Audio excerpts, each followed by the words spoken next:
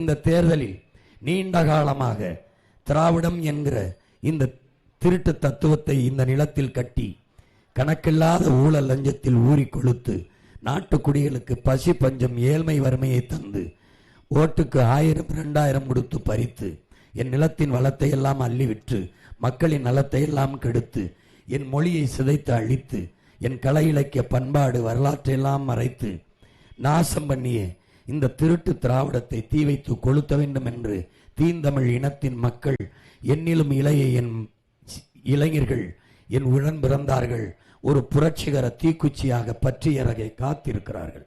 புரட்சி என்பது ஒவ்வொரு மனிதனின் காலடிக்கு கீழே காத்து கிடக்கிறது, ஒரு சருகை போல காத்து கிடக்கிறது, காய்ந்த சருகுகளாக காத்து கிடக்கிறது, ஒரு தீக்குச்சியின் உரசலுக்காக என்று.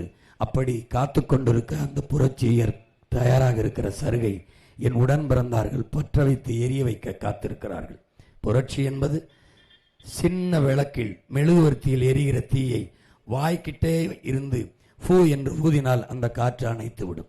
ஆனால் அதே காற்று அடர்ந்த காட்டுக்குள் பற்றி எரிந்தால் அதே நெருப்பை எந்த காற்று ஊதி அணைத்ததோ அதே காற்று ஊதி ஊதி ஊதி வளர்க்கும். இதுதான் புரட்சி தீ.